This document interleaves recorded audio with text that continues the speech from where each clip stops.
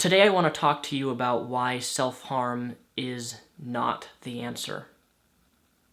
You may think it is, but it's not. I thought it was, but it didn't help me. For those of you who don't know, and I've mentioned this in my videos before, age 16 through age 18, I went through some very, very difficult things. A lot of circumstances, a lot of different events, but the two biggest things that changed my life dramatically and nearly took my life was a close friend of mine who I loved and cared for committed suicide, and there was physical abuse in the church that I was attending.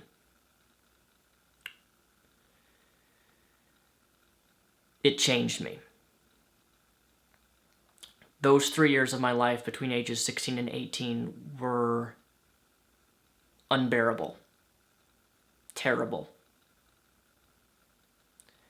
And I resorted to self-harm. A lot of it. To the point of where I had to go to a therapist and I had to get physical help in order to stop mutilating myself. Why did I do it? Why did I write things on my legs and my upper thighs and on my arms? I didn't cut myself like some people do. Some people use a razor blade and they cut their skin and bleed. I burnt myself. I used a wood-burning tool, which would heat up to an extremely hot, heated red metal, what you would use to wood burn on different objects.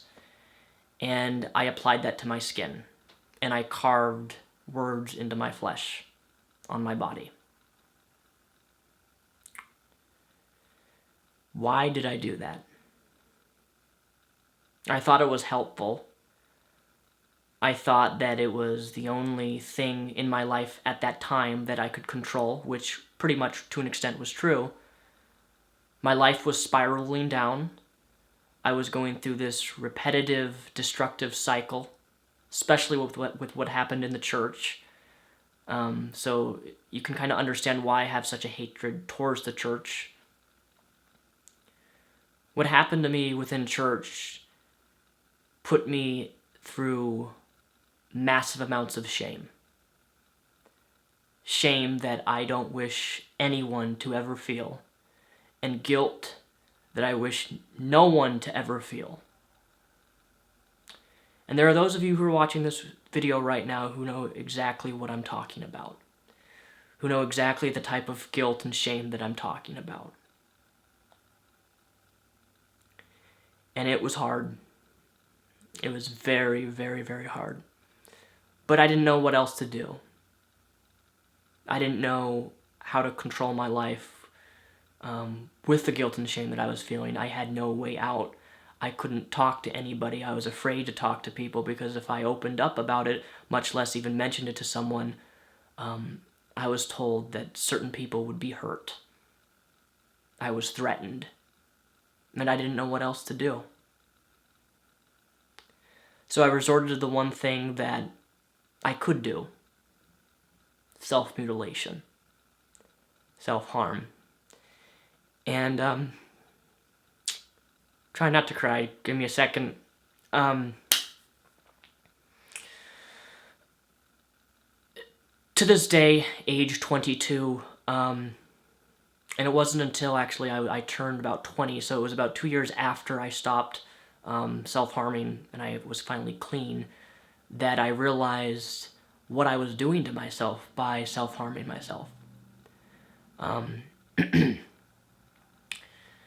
I was victim blaming myself. I was telling myself that I was wrong for trusting this person and that I deserved what happened to me.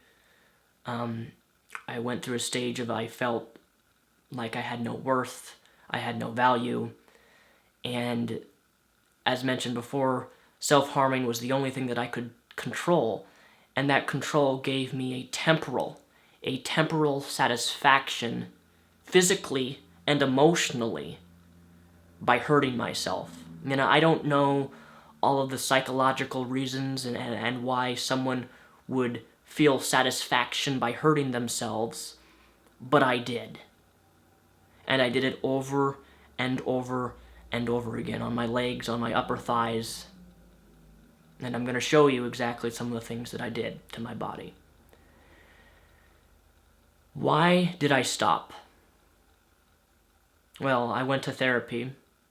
I finally opened up to my parents about what happened, specifically my mother, and they threw me in therapy to get help. Because I needed help. I didn't think that I needed help, but I needed help. Because through the self-harming that I was doing to my body, and I know the people who are self-harming or currently self-harming or have self-harmed in the past, I was self-harming myself because ultimately I thought it was helping me, when in reality it's doing the exact opposite. When you take a blade or whatever you want to take onto your arm and you cut into your skin, you are essentially saying to yourself that you, 1, are not worth loving, 1, not worthy of respect, 1, have no value, 4th, that whatever happened to you, whether it be physical abuse, sexual abuse, an eating disorder, the pain that you're feeling with, that it's somehow your fault for what happened to you. And it's not. I don't know how many people are watching this video, and I don't know everybody's personal struggles and trials that you have went through. But I can assure you one thing. By doing this to your body, that, which says this right here says, fuck my body. This was done at age 17, right here, and I managed to hide it pretty well wearing long sleeve shirts all of the time. This by far was the deepest right here. In fact, to prove further, I want to show you, I don't know if you can even see that through the camera lens, but it's very, very vague. They're very light. This was the lighter scars that I put into my flesh, which, because it's the camera, you can't truly see all of it. And I'm showing you this because I want to show to you that what I was doing to myself. I wrote, fuck my body, because I felt dirty, I felt shame, and I felt guilt from what happened to me, that I thought it was my fault. And I thought this was helping me, when in reality, it was actually reinforcing the idea that what happened to me was all me. I did this to myself. I deserved what happened to me. I deserved the abuse. I deserved to be abused the way I did. And I didn't. That's one of the things that most people who self-harm and self-mutilate, they don't understand that by doing this, you are saying to yourself unintentionally that you are not good enough, and you are.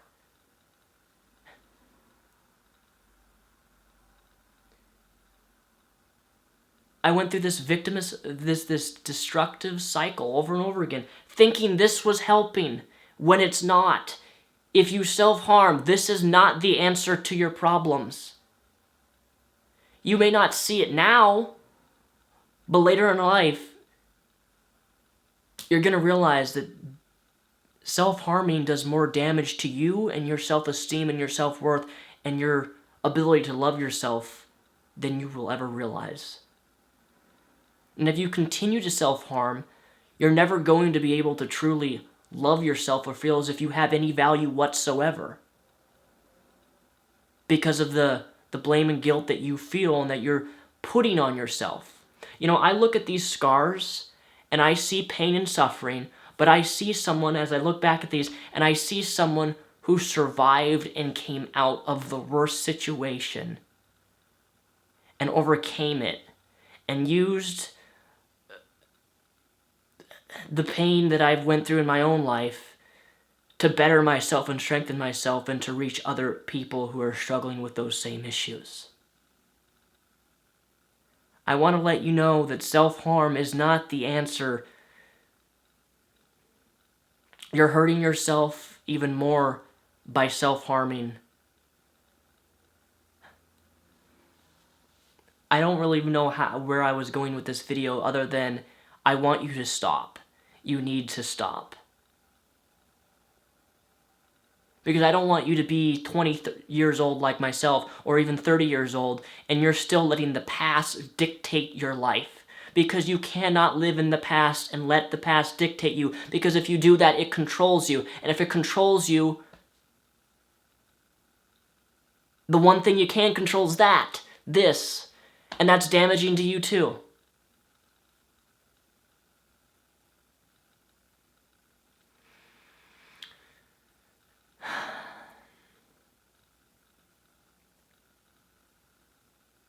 I want to let you know that you're valuable, and that whatever happened to you in terms of whether it be different types of abuse, you have value and you are worth it, and you can get help.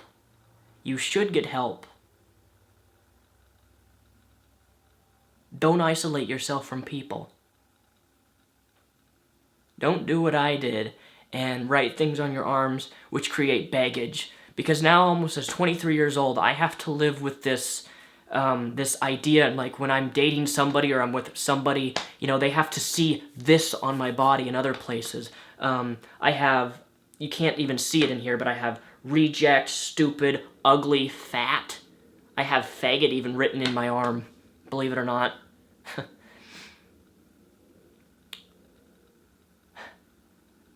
I have a lot of baggage, and I have to live with that baggage in any future relationships or future friendships that I have.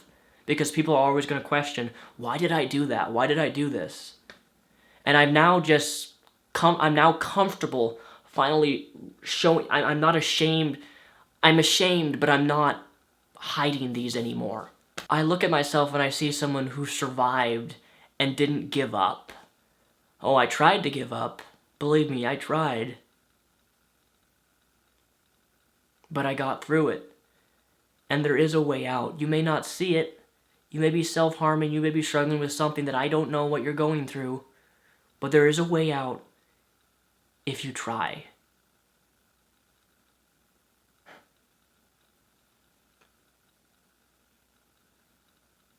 Your worth and value isn't dependent upon what other people think about you. Your worth and value is not dependent upon what somebody did to you, which took me forever, because when certain things happen to you, I don't even understand why people think the way that they do, but you just get in this mindset that the harm that happened to you is somehow your fault and that you deserved it.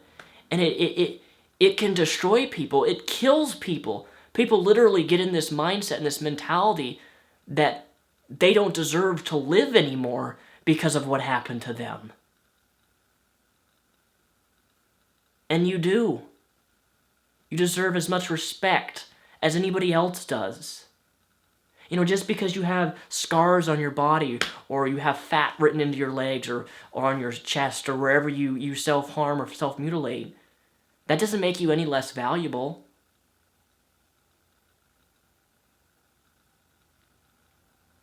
It saddens me when I hear people send me emails about, Daniel, I'm self-harming, what do I do? What do I do? How do I stop? Why do I self-harm? There are people who message me on my email and who don't even know why they self-harm. And then they tell me and they open up their entire story to me, and I try to explain to them why it's a destructive pattern. I say exactly what I'm saying in this video.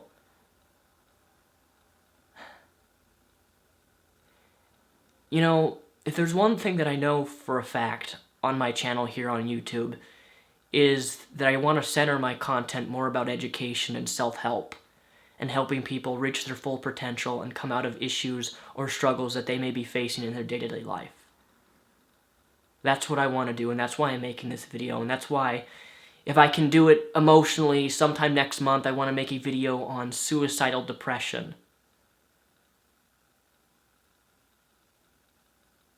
It's something that I've been trying to avoid for a very long time because it's very difficult for me to talk about. And I've just now come to the point in my life where I'm comfortable talking about self-harm publicly to 180,000 plus people who are going to see me and who are going to judge me based upon scars on my body. There are people who don't understand why people self-harm, and who, when they see this, they think, oh, that person must be doing it for attention. I didn't do this for attention, buddy. I hid my scars for almost 3 years. And now I'm to the place where I don't give a living fuck. You want to judge me based on this? Judge me for it. But I look at these and I see someone who survived and got through hell and back more than once. And for that, I'm proud of myself. And I want to see other people be able to do that same thing. So please realize that your worth, again, is not dependent upon what other people think, and it's certainly not dependent upon what people do to you.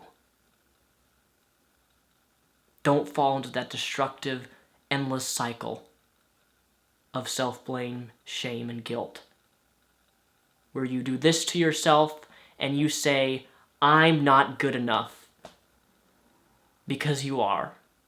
You're a human being and you have just as much worth as any other person in this world.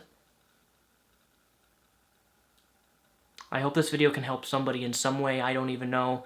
I'm just talking off the top of my head here. No script, no nothing.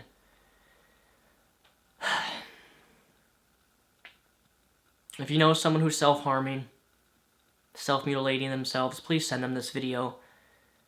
Because I wish I had somebody at my age, at age 16 through 18, that would tell me what I'm telling you right now. Please stay strong and don't give up. Please do not give up. For my sake.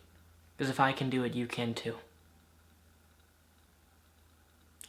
Thank you for watching.